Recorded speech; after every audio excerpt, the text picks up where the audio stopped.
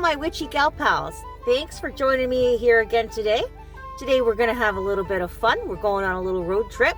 So today we are taking one of my trips that I do every 2 to 3 times a year. And I'm going to Sydney to do some grocery shopping. I need to do some spooky craft shopping. And we might take a little visit to a little town called Sydney Mines, and I want to go there and just check out a couple of things. If we have time, I would really like to. If we have time, if we don't have time, that's okay. But it's something I would like to do, and something I'm pretty excited about. And it's not gonna sound like a big deal to anybody else, but it is to me. I get to have takeout today, because that's my reward for doing the trip. I get to go and have whatever I want for lunch, and I'm so excited because I never get takeout, because there's just no way to get takeout where I am. Like, you can get it, but it's gonna cost you a lot of money. Like, you can't go to Burger King or McDonald's or Tim Hortons. None of that exists where I am. So I am having a bit of an internal crisis right now, because I can't decide if I'm going to McDonald's, Subway, or Burger King. Now, I go to Burger King. I love Burger King. It's awesome. And I really like their mayo. And that's the thing. I like their mayo. But I was thinking about this last night as I was going to bed, which fast food place I'm going for lunch.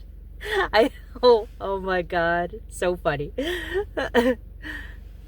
So I have the car fueled up, and it just fueled up at the Dancing Goat, which is also one of those treats that I only get every once in a while.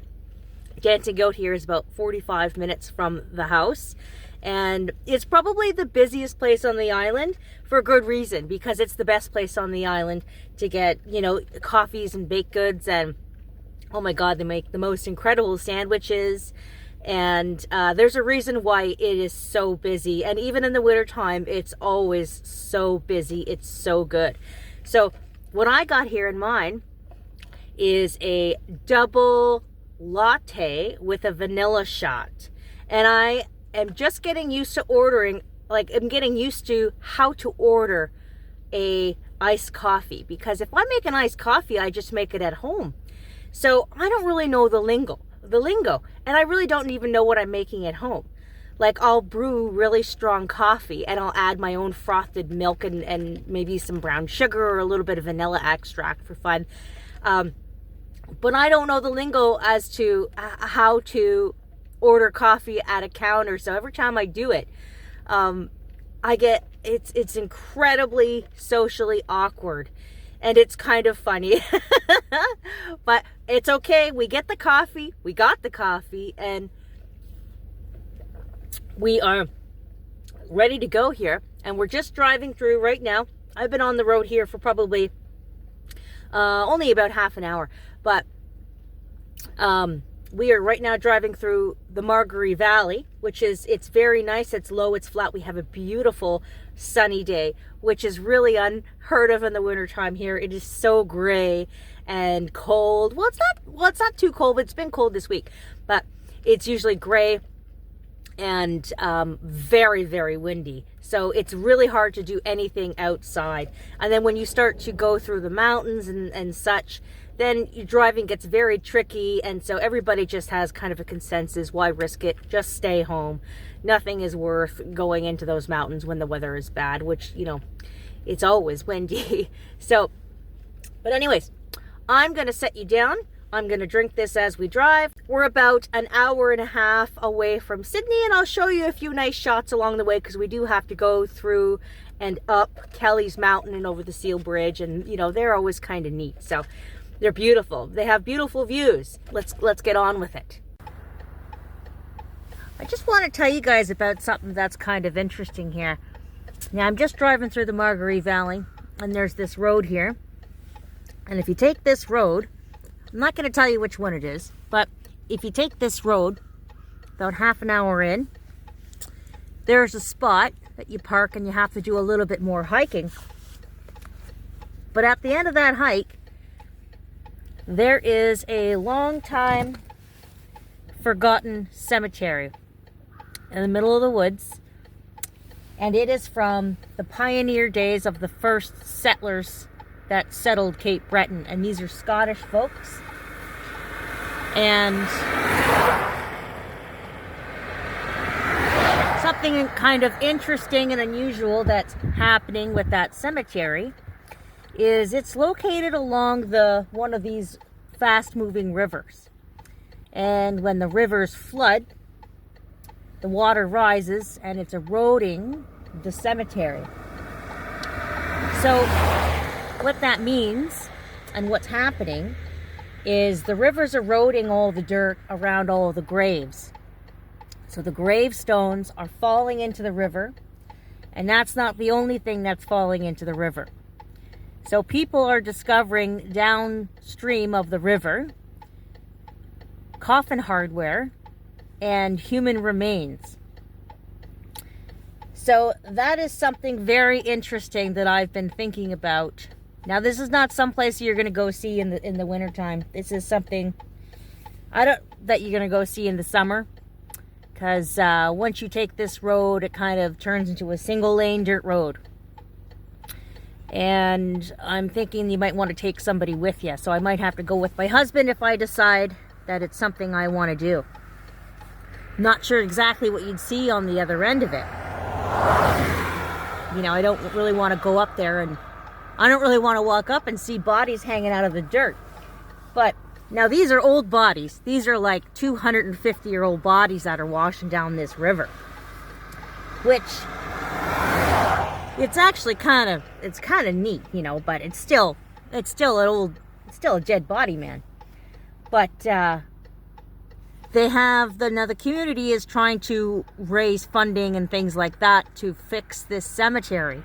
I'm not sure about the progress or anything like that. I just kind of learned about this cemetery last year, and I just thought, geez, that's kind of neat. So, but maybe one of these days in the summer I'll take my husband and we'll go for a little hike out there and see what's going on.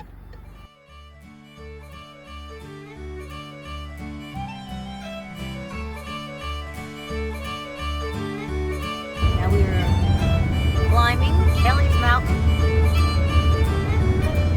Looks real good. What a treat this is to have the roads nice and clear. Pretty high over there. Pretty nice stuff. It's not even the nicest stuff. Now we're making our descent. All the way down now. Oh, here we go. There's some nice views coming up. Oh, good. The water's blue. Go easy on the freaking brakes down this way. Pretty nice stuff, eh? And down there, that's the bridge we're going to take to get over to Sydney. Sorry, my window's dirty. That's the Seal Island Bridge.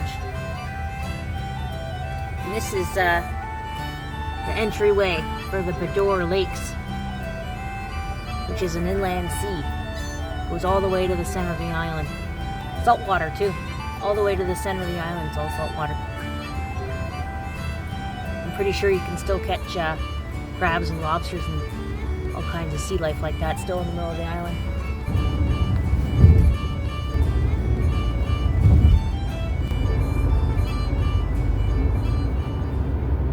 Okay guys, we have made it to our first stop, Home Depot, and I have drank most of my coffee, and I have a 40-year-old bladder, so we're going to go in, we're going to go pee, and then we're going to get some wood for some project. Alright guys, here we go into Dollarama. What a treat this is. Hopefully they have what I need. Right beside it, Bulk Barn. I'm going to go in there too. I'm not going to show anything in Bulk Barn.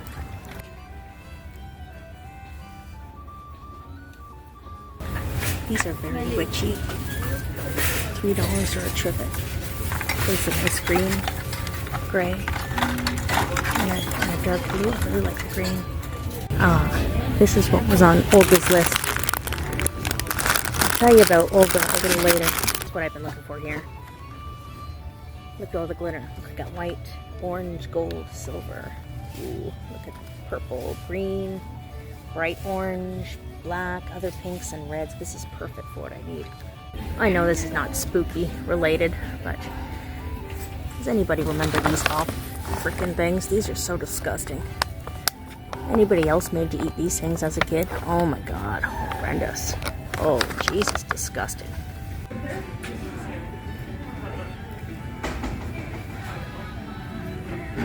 And if you're looking to go to Newfoundland, there's the ferry. Great big old thing. I tried to get in there to show you up close, but I can't get in. Can't get in without paying the ticket and going to Newfoundland. So we can't be doing that. But I am taking you somewhere that's kind of fitting with scary stuff and with Valentine's Day. So hang tight and I'll be right back.